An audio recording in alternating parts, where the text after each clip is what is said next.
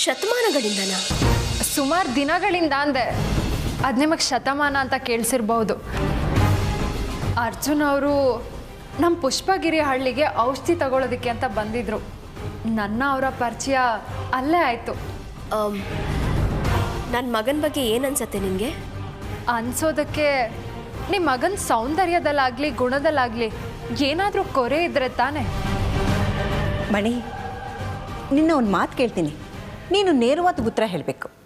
ಸರಿ ಅಜ್ಜಿ, ಕೇಳಿ. ಅದು ನಮ್ಮ ಮನೆಯವರೆಲ್ಲ ಸೇರಿ ನಿನ್ನ ಮನೆ ತುಂಬಿಸ್ಕೋಬೇಕು ಅಂತ ತೀರ್ಮಾನ ಮಾಡಿದ್ದೀವಿ. ನಮ್ಮ ತೀರ್ಮಾನ ನಿನಗೂ ಇಷ್ಟ ತಾನೇ? ಮನೆ ತುಂಬಿಸ್ಕೊಳ್ಳೋದು ಅಂದರೆ ನನ್ನ ಮಗ ಅರ್ಜುನ್ಗೂ ನಿನಗೂ ಮದುವೆ ಮಾಡಬೇಕು ಅಂತ ಅಂದ್ಕೊಂಡಿದ್ದೀವಿ.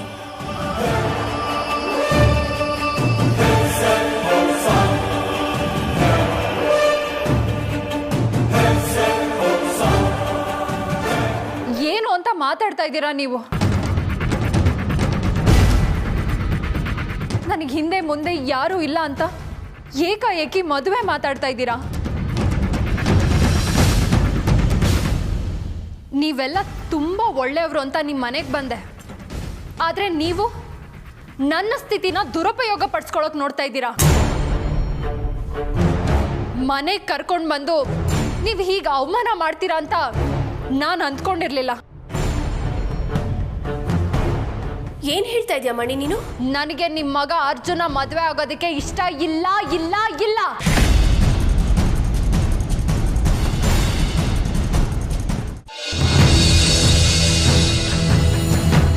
ಅಣ್ಣ, ಆ ಕಡೆ ನೋಡೋಣ.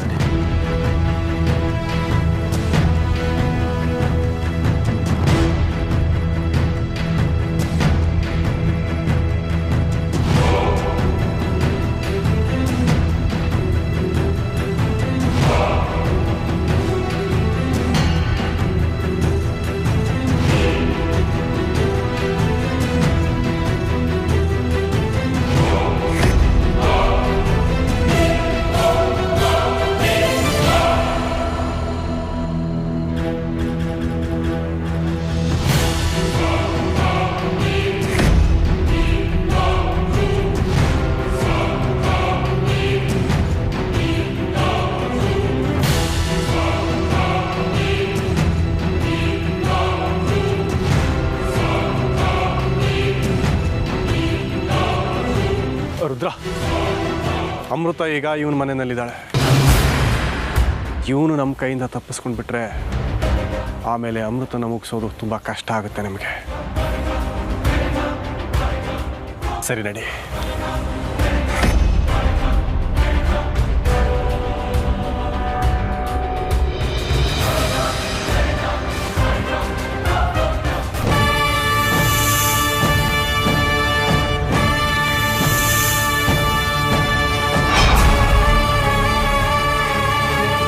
ನನಗೆ ಸಹಾಯ ಮಾಡೋದಕ್ಕೆ ಅಂತ ಬಂದು ನೀವೇ ಅಪಾಯದಲ್ಲಿ ಸಿಕ್ಕಾಕೊಳ್ಳೋ ಹಾಗಾಯ್ತಲ್ಲ.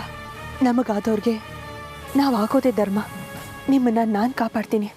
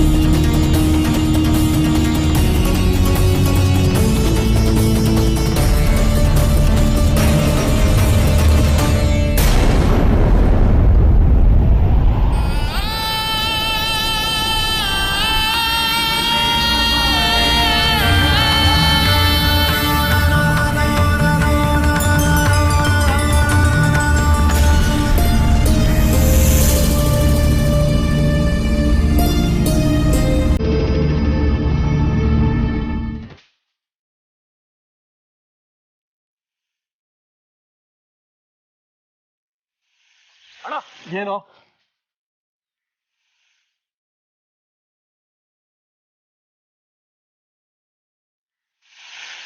ರುದ್ರ, ನೋಡೋದಕ್ಕೆ ನಾಗರ ಹಾವುಗಳೆಲ್ಲ ಒಂದೇ ತರ ಇರುತ್ತೆ.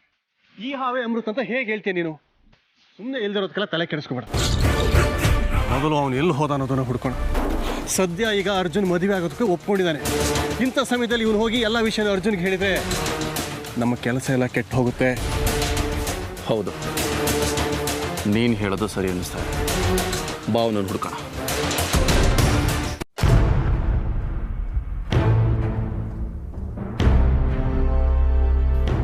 ಅರ್ಜುನ್, ಯಾಕೋ ಅಷ್ಟು ಬೇಜಾರಿನಲ್ಲಿದೆಯಾ? ಅಮೃತ ನಿನ್ನಿಂದ ದೂರ ಆದ್ಲು ಅಂತನ? ಅಮೃತನ? ಯಾರೋ ಅದು? ಅಮೃತ ಯಾರು ಅಂತ ನೀನು ಕೇಳ್ತಾ ಇದೀಯಾ? ಏ ಚಿತ್ರ, ಇದು ನನ್ನ ಕರಾಮತ್ತು. ನನ್ನ ಸೌಂದರ್ಯದ ಮತ್ತಲ್ಲಿ ಮೇಣ ಅಲ್ಲ, ನೀರಾಗಿ ಕರ್ಗೋಗಿದ್ದಾನೆ. ಅಲ್ಲ, ನಾನು ಯಾವುದ್ರಲ್ಲಿ ಕಮ್ಮಿ ಆಗಿದ್ದೀನಿ? ರೂಪದಲ್ಲ, ಗುಣದಲ್ಲ, ಅಥವಾ ಆಸ್ತಿ ಅಂತಸ್ತಲ್ಲ. ಯಾಕೆ ಮಣಿಯವ್ರನ್ನ ಮದುವೆ ಆಗೋದಿಲ್ಲ ಅಂತ ಹೇಳಿದ್ರು? ನೋಡು ಅರ್ಜುನ್, ನೀನು ಇಷ್ಟೊಂದು ಬೇಜಾರು ಮಾಡ್ಕೊಳ್ಳೋ ಅವಶ್ಯಕತೆ ಇಲ್ಲ. ಮಣಿನ ನಾವು ಹೇಗಾದರೂ ಮಾಡಿ ಒಪ್ಪಿಸ್ತೀವಿ. ನೋಡಿ, ನಾನು ಮದುವೆ ಅಂತ ಆದರೆ ಅದು ಮಣಿಯವ್ರನ್ನ ಮಾತ್ರ. ಇಲ್ಲಾಂದರೆ ಜೀವನ ಪೂರ್ತಿ ಒಂಟಿಯಾಗಿದ್ಬಿಡ್ತೀನಿ. ನೋಡು, ನೀನು ಈ ನಿರ್ಧಾರಕ್ಕೆ ಬರಬೇಡ. ಮಣಿನ ಹೆಂಗಾದರೂ ಮಾಡಿ ನಾವೆಲ್ಲರೂ ಒಪ್ಪಿಸ್ತೀವಿ. ನೀನೇನು ತಲೆ ಕೆಡಿಸ್ಕೋಬೇಡ.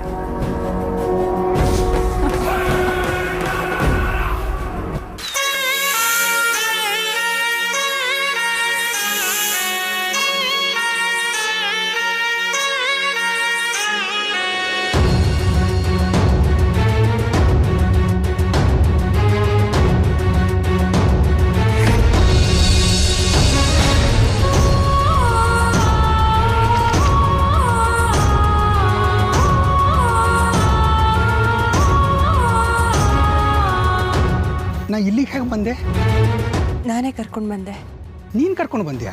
ನೀವು ಪ್ರಜ್ಞೆ ತಪ್ಪಿ ಬಿದ್ದಿದ್ರಿ, ನಾನು ಕರ್ಕೊಂಡು ಬಂದೆ.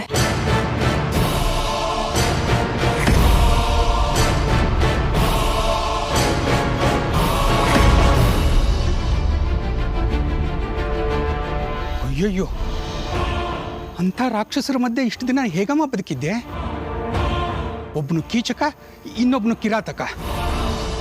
ನಾನು ಸ್ವಲ್ಪ ಯಾಮಾರಿದ್ರು ಇವತ್ತೇ ನನ್ನ ಸಂಸ್ಕಾರ, ತಿಥಿ, ಹಾಲು, ತುಪ್ಪ ಎಲ್ಲ ಆಗ್ಬಿಟ್ಟಿರೋದು. ಸರಿ, ನಾನು ಆ ಜಾಗದಲ್ಲಿ ಇದ್ದೀನಿ ಅಂತ ನಿನಗೆ ಹೇಗೆ ಗೊತ್ತಾಯ್ತು? ಅದರ ಅವಶ್ಯಕತೆ ಈಗಿಲ್ಲ. ನೀವು ಕ್ಷೇಮವಾಗಿ ಮನೆಗೆ ಬಂದ್ರಲ್ಲ, ನನಗದೇ ಸಂತೋಷ. ಹಾಗೆ ಒಂದು ಮಾತು. ಅದೇನು ಹೇಳಮ್ಮ? ನಮ್ಮ ಮಾವಂದರು ನಿಮ್ಮ ಮೇಲೆ ಕೈ ಮಾಡೋದಕ್ಕೆ ಪ್ರಯತ್ನ ಪಟ್ಟಿದ್ದನ್ನು ಅಮ್ಮನಿಗಾಗಲಿ ಅಕ್ಕನಿಗಾಗಲಿ ಹೇಳೋದಕ್ಕೆ ಹೋಗಬೇಡಿ. ಸುಮ್ಮನೆ ಗಾಬರಿ ಆಗ್ತಾರೆ. ಮತ್ತೆ ವೈಷ್ಣು ಕೇಳಿದ್ರೆ? ಅದು ಅರ್ಜುನ್ ಅವ್ರ ಮನೆ ಹತ್ರ ಹೋಗಿದ್ದೆ. ಅಲ್ಲಿ ಅರ್ಜುನ್ ಅವ್ರು ಇರಲಿಲ್ಲ ಅಂತ ಸುಳ್ಳು ಹೇಳಿಬಿಡಿ. ಆಗ ಅವರು ಅದನ್ನು ಕೇಳಿ ಸುಮ್ಮನಾಗ್ಬಿಡ್ತಾರೆ. ಸರಿನಮ್ಮ. ಅಮೃತ, ನಿಮ್ಮ ಮಾವಂದರು ಕೆಟ್ಟವರು ಅಂತ ಹೇಳಿದ್ದೆ, ಆದರೆ ಇಷ್ಟು ಕೆಟ್ಟವರು ಅಂತ ನಾನು ಖಂಡಿತ ತಿಳ್ಕೊಂಡಿರಲಿಲ್ಲ. ಅವರು ಅರ್ಜುನ್ನಿಂದ ನಿನ್ನನ್ನು ಶಾಶ್ವತವಾಗಿ ದೂರ ಮಾಡಬೇಕು ಅಂತಿದ್ದಾರೆ. ಏನು ಹೇಳ್ತಾ ಇದ್ದೀರಾ ನೀವು? ಹೌದು ಕಣಮ್ಮ, ಅರ್ಜುನ್ಗೆ ಬೇರೆ ಹುಡುಗಿನ ನೋಡಿ ಮದುವೆ ಮಾಡಬೇಕು ಅಂತ ನಿಂತಿದ್ದಾರೆ.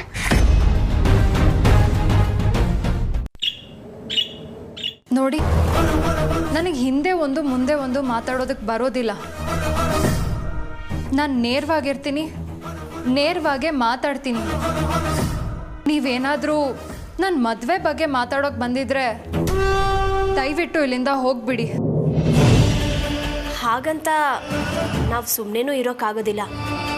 ಅರ್ಜುನ್ಗೆ ಇನ್ನೊಂದು ಹುಡುಗಿನ ನೋಡಿ ಮದುವೆ ಮಾಡಲೇಬೇಕಲ್ವಾ? ನಾವೆಷ್ಟೇ ಕಷ್ಟಪಟ್ಟರು ನಿನ್ನಂತ ತಿದ್ದಿದ್ದ ಗೊಂಬೆನ ನಮ್ಮಿಂದ ಅರ್ಜುನ್ಗೆ ತರೋದಕ್ಕಾಗೋದಿಲ್ಲ. ಮ್ಯಾರೇಜ್ ಬ್ರೋಕರು ಕೆಲವು ಹುಡುಗಿ ಫೋಟೋನ ಕಳಿಸಿದ್ದಾರೆ. ಈ ಫೋಟೋದಲ್ಲಿ ನಮ್ಮ ಅರ್ಜುನ್ಗೆ ಯಾಕೆ ಸರಿಯಾದ ಜೋಡಿ ಅನ್ನೋದನ್ನ ನೀನು ನೋಡಿ ಹೇಳಮ್ಮ. ಮದುವೆ ಆಗ್ತಾ ಇರೋದು ಅರ್ಜುನ್ ಅವರು, ಮದುವೆ ಮಾಡಿಸ್ತಿರೋದು ನೀವು. ಹೀಗಿರುವಾಗ ನಾನು ಯಾಕೆ ಆ ಹುಡುಗಿರ ಚಿತ್ರನ ಆಯ್ಕೆ ಮಾಡಬೇಕು? ನಾವು ಈ ಫೋಟೋಗಳಲ್ಲಿ ಒಂದು ಹುಡುಗಿನ ಆಯ್ಕೆ ಮಾಡಿದ್ದೀವಿ. ನೀನು ನೋಡು, ನಿನಗೆ ಯಾವ್ದು ಇಷ್ಟ ಆಗುತ್ತೆ ಅಂತ ಹೇಳು. ನೋಡು,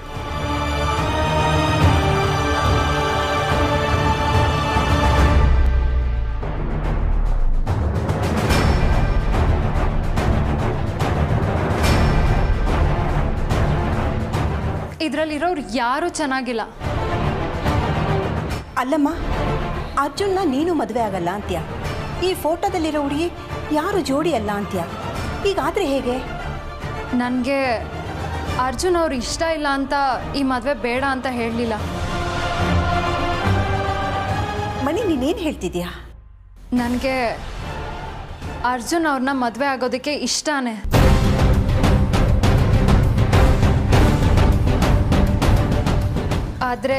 ಆದರೆ ಏನು ಮಣಿ? ಅರ್ಜುನ್ ಅವ್ರಿಗೆ ಈಗಾಗಲೇ ಮದುವೆ ಆಗಿದೆ. ಇವತ್ತಲ್ಲ, ಇನ್ಯಾವತ್ತೂ ಅವಳು ಈ ಮನೆ ಕಡೆ ಬರೋದಿಲ್ಲ. ನೀನು ಧೈರ್ಯವಾಗಿ ನಮ್ಮ ಅರ್ಜುನ್ನ ಮದುವೆ ಆಗ್ಬೋದು.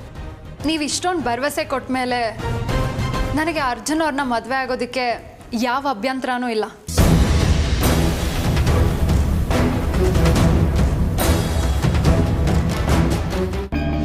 ಅರ್ಜುನ್ ಅವ್ರಿಗೆ ಇನ್ನೊಂದು ಮದುವೆ ಮಾಡಿಸೋದಕ್ಕೆ ಎಲ್ಲ ತಯಾರಿ ಮಾಡ್ಕೊಂಡಿದ್ದಾರೆ ಅಂತ ಅವ್ರು ಹೇಳಿದ್ರು. ಈಗ ನನಗಿರೋದು ಒಂದೇ ದಾರಿ. ಅರ್ಜುನ್ ಅವ್ರನ್ನ ಮನೆಯಿಂದ ಹೊರಗಡೆ ಕರೆಸ್ಕೊಂಡ್ರೆ ನನಗೆ ಯಾರ ವಿರೋಧನೂ ಇರೋಲ್ಲ. ನಾವು ನೆಮ್ಮದಿಯಾಗಿ ಬದುಕ್ಬೋದು. ಆಸೆಯ ಅರಗಿಣಿ ಆಕಾಶಕ್ಕೆ ಹಾರಿದರೂ ಕೈಗೂಡದು ಬೈಕೆ. ಮೂಳೆ ಮಾಂಸಗಳ ಮರೆಯಲ್ಲಿ ಮಲಗಿರುವ ಜೀವಕ್ಕೆ ನಿಲ್ಲದು ಚಡಪಡಿಕೆ. ದೊರೆಯ ಮನಸ್ಸು ಹಾರಿಹುದು ದೂರಕ್ಕೆ. ದೊರೆಸಾನಿಯ ದುಃಖ ದುಮ್ಮಾನ ದೂರಾಗದು ಸನಿಹಕ್ಕೆ. ಬರಹ ಬರೆದ ಬ್ರಹ್ಮನೇ ತಿರುಗಿ ಬರೆಯಲೊಲ್ಲ. ನಿನ್ನ ಬಾಳಿಗೆ ಸಿಗದೆಂದು ಸಿಹಿ ಬೆಲ್ಲ. ನೀವೇ ಹೀಗೆ ಹೇಳಿದ್ರೆ ಹೇಗೆ? ನಾನು ಹೇಳ್ತಾ ಇಲ್ಲ, ಅವನು ನನ್ನ ಬಾಯಿಂದ ಹೇಳಿಸ್ತಾ ಇದ್ದಾನೆ. ಬರೆದ ಬರಹ ಸುಳ್ಳಾಗದು, ನುಡಿದ ಸತ್ಯ ಪೊಳ್ಳಾಗದು. ಆಸೆಯ ಅಂಕುರ ಚಿಗುರೊಡೆದು ಸಸಿಯಾಗದು. ಹುನ್ನಾರ ಇರುವ ಮರ್ಮ ಇನ್ನೆಂದೂ ಹುಸಿಯಾಗದು. ನಿಮ್ಮ ಒಂದೊಂದು ಮಾತು ನನ್ನನ್ನು ಆತಂಕದ ಸಾಗರಕ್ಕೆ ದೂಡ್ತಾ ಇದೆ.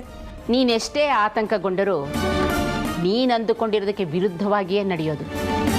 ಇದನ್ನು ತಡೆಯೋದಕ್ಕೆ ನಿನ್ನಿಂದಲೇ ಅಲ್ಲ, ಬೇರೆ ಯಾರಿಂದಲೂ ಸಾಧ್ಯವಿಲ್ಲ.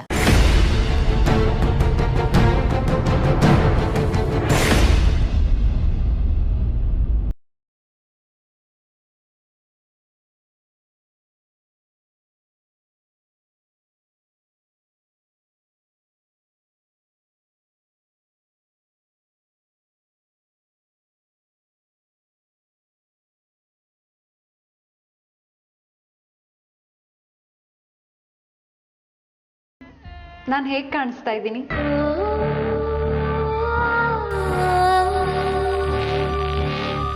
ನಿಮ್ಮ ಅಂದಾನ ಹೊಗಳೋದಕ್ಕೆ ಒಂದು ನಾಲ್ಗೆ ಸಾಕಾಗೋದಿಲ್ಲ. ಅಷ್ಟು ಕ್ಯೂಟಾಗಿ ಕಾಣ್ತಾ ಇದ್ದಾರೆ ಅಮೃತ ಅವರೇ.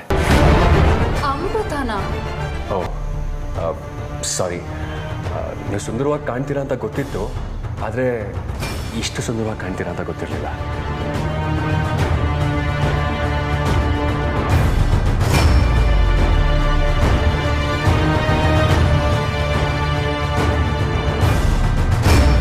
ಯಾಕೆ ಹಿಂಗೆ ನೋಡ್ತಾ ಇದ್ದೀರಾ? ನಿಮ್ಮನ್ನು ನೋಡ್ತಾ ಇಲ್ಲ, ನನ್ನ ಕಣ್ಣಲ್ಲಿ ನನ್ನ ಮನಸ್ಸಲ್ಲಿ ನಿಮ್ಮನ್ನು ತುಂಬಿಕೊಳ್ತಾ ಇದ್ದೀನಿ. ಅರ್ಜುನ್, ನನಗೋಸ್ಕರ ನಿಮ್ಮ ಬಟ್ಟೆ ಬದಲಾಯಿಸ್ಕೊಂಡು ಬರೋಕ್ಕಾಗತ್ತಾ?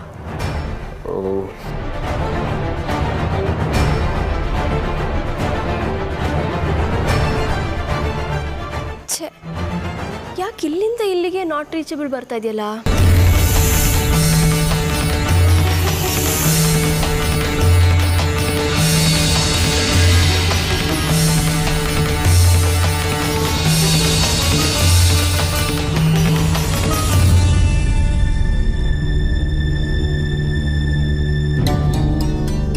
ಅತ್ತೆ, ಹೇಗಿದ್ದೀರಾ?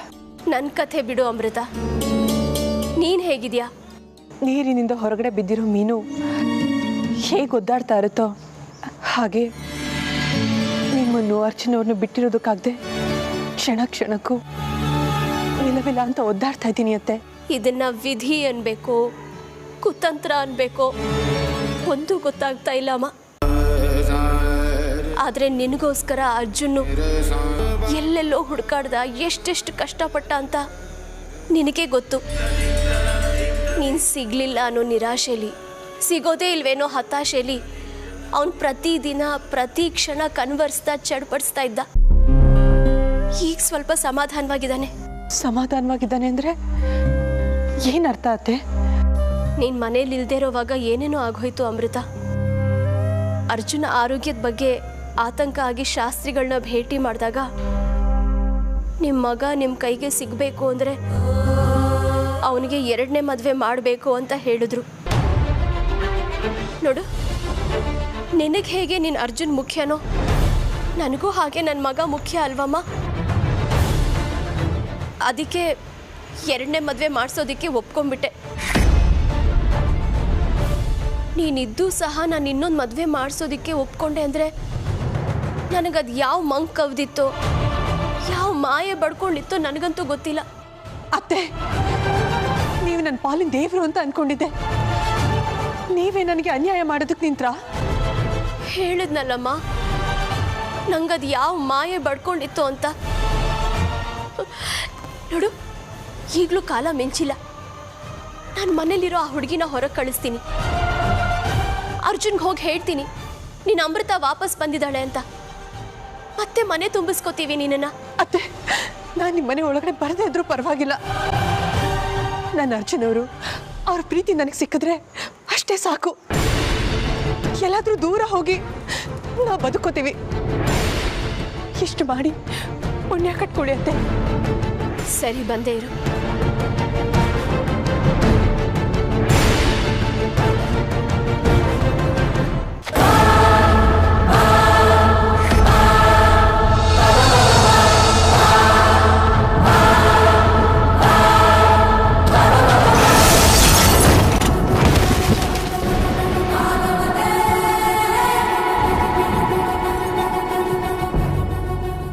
ಯಾರು ನೀನು? ಇಲ್ಲಿಗೆ ಯಾಕೆ ಬಂದೆ? ನಿನಗೂ ಈ ಮನೆಗೂ ಏನ್ ಸಂಬಂಧ? ಅತ್ತೆ, ಏನ್ ಮಾತಾಡ್ತಾ ಇದ್ದೀರಾ ನೀವು? ಯಾರ್ಯಾರ ಹತ್ರ ಹೇಗೆ ಮಾತಾಡಬೇಕು ಅಂತ ನನಗೆ ಚೆನ್ನಾಗಿ ಗೊತ್ತು. ಯಾವತ್ ನೀನು ಈ ಮನೆಯಿಂದ ಹೊರಗೆ ಹೋದ್ಯೋ ಅವತ್ತೇ ನಿನಗೂ ಈ ಮನೆಗೂ ಸಂಬಂಧ ಮುಗ್ದೋಯ್ತು. ಒಂದು ಕ್ಷಣನೂ ನೀನಿಲ್ಲಿ ನಿಂತ್ಕೋ ಕೂಡ್ದು. ಹೋಗ್ತಾ ಇರಲಿಂದ. ಅತ್ತೆ, ನನಗೂ ನಿಮಗೂ ಈ ಮನೆಗೂ ಯಾವ ಸಂಬಂಧನೂ ಇಲ್ವಾ? ನೀವು ಮಾತಾಡ್ತಾ ಇರೋದು ನಿಮಗೆ ಸರಿ ಅಂತ ಅನಿಸ್ತಾ ಇದೆಯಾ? ಇದು ನ್ಯಾಯನಾ? ಮೂರ್ಖರಿಗೂ ಜಾಣ್ರಿಗೂ ವ್ಯತ್ಯಾಸ ಇರೋದಿಲ್ಲ. ಯಾವತ್ತೂ ನಿನ್ನ ದೊಡ್ಡ ಮಾವ, ನಿನ್ನ ಚಿಕ್ಕ ಮಾವ, ನಿಮ್ಮ ಅಜ್ಜಿ ನಿನ್ನನ್ನು ಈ ಮನೆಯಿಂದ ಹೊರಗೆ ಹಾಕಿದ್ರೋ ಅವತ್ತೇ ಎಳ್ಳು ನೀರು ಬಿಟ್ಟು ನಿನ್ನ ನಮ್ಮ ಸಂಬಂಧಕ್ಕೆ ಕೈ ತೊಳ್ಕೊಂಡ್ಬಿಟ್ಟಿದ್ದೀವಿ. ನೀವು ಹೇಳ್ತಾ ಇರೋದೆಲ್ಲ ಸುಳ್ಳು. ನಾನು ಹೇಳ್ತಾ ಇರೋ ಒಂದೊಂದು ಪದನೂ ಒಂದೊಂದು ಅಕ್ಷರನೂ ಸತ್ಯ. ನೋಡು, ಇನ್ಮೇಲಿಂದ ಯಾವತ್ತೂ ನೀನು ಈ ಮನೆ ಕಡೆ ಬರಬಾರ್ದು. ಅವನು ಸುಖವಾಗಿರ್ಬೇಕು ಅಂತ ಬಯಸ್ತೀಯ ಅಲ್ವಾ? ಹೌದು ಅತ್ತೆ. ಹಾಗಾದ್ರೆ ನಿನ್ನ ಅವನ ಸಂಬಂಧ ಮುರಿದು ಹೋಯ್ತು ಅಂತ ಅನ್ಕೊಂಡು ಅವನಿಂದ ದೂರ ಇರು. ಅರ್ಜುನ್ ಹೊರಗೆ ಬರೋ ಸಮಯ ಆಯ್ತು. ನೀನಿನ್ನೂ ಇಲ್ಲೇ ಇದ್ರೆ ಮತ್ತೆ ಅವನ ಕಣ್ಣಿಗೆ ಬೀಳೋದು, ಇನ್ನೇನೋ ಅನಾಹುತ ಆಗೋದು, ಅದ್ಯಾವುದು ಬೇಕಾಗಿಲ್ಲ ನನಗೆ. ದಯವಿಟ್ಟು ಇಲ್ಲಿಂದ ಹೊಟ್ಟೋಗು. ನೀನ್ ನನ್ನ ತಾಯಿ ಅಂತ ಅನ್ಕೊಂಡಿದ್ಯಾ ಅಲ್ವಾ? ತಾಯಿನೇ ನಿನ್ನ ಕೈ ಮುಗಿದು ಕೇಳ್ಕೊತಾ ಇದ್ದೀನಿ, ಇಲ್ಲಿಂದ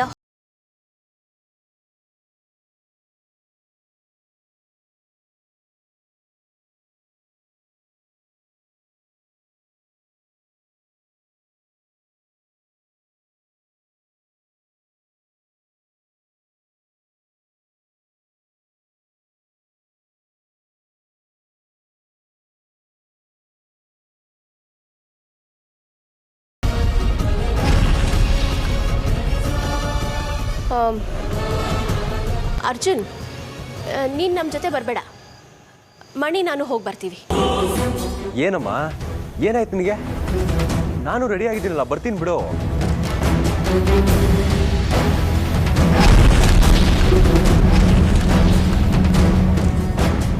ಸರಿ, ನೀವು ಹೋಗಿ ಬನ್ನಿ, ನಾನು ರೆಸ್ಟ್ ಮಾಡ್ತೀನಿ.